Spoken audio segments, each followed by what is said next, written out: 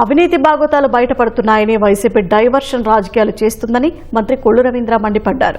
కృష్ణా జిల్లా నాగాయలంక మండలం సోర్లగొందిలో సుపరిపాలన తొలి అడుగు కార్యక్రమంలో ఆయన పాల్గొన్నారు. ఇంటింటికి తిరిగి ప్రజల సమస్యలను తెలుసుకున్నారు. ఏడాదిలో ప్రభుత్వం చేపట్టిన కార్యక్రమాలను ప్రజలకు వివరించారు.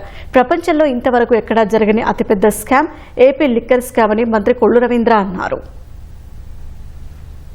5 ఏళ్లు ఇసుకలో దోపిడీ చేశారు. ఇవాళ లిక్కర్లో కూడా చూసాం. లిక్కర్లో కూడా అసలు విచ్చలవిడిగా ఆ స్కామ్ మొత్తం కూడా బయటకు వస్తుంది. మొత్తం ఈ ప్రపంచంలో జరగని అతిపెద్ద స్కామ్ ఆంధ్ర లిక్కర్ స్కామ్.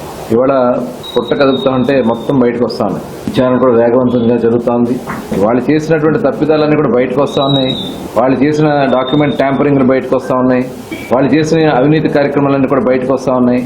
ఇవాళ ప్రభుత్వం చేస్తున్నటువంటి మంచి పనులన్నీ కూడా ప్రజలు మెచ్చుకుంటా ఉంటే ఇవన్నీ డైవర్ట్ చేయడం కోసం కుట్రలు చూస్తాం.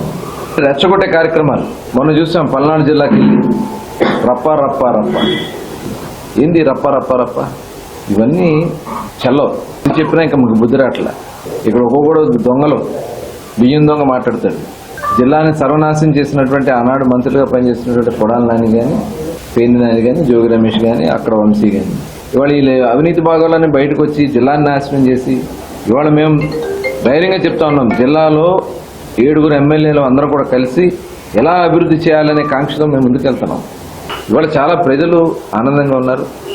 ఒక ప్రణాళికాబద్ధంగా రాబోయే 4 సంవత్సరాల్లో అభివృద్ధిలో ముందుకు తీసుకురావడానికి మేము అందరూ కలిసి కృషి చేస్తాం. అందులో భాగంగా ప్రతి ఒక్కరు కూడా సహకరిస్తూ ప్రభుత్వానికి అండగా ఉండాలని చెప్పి కోరుతాం.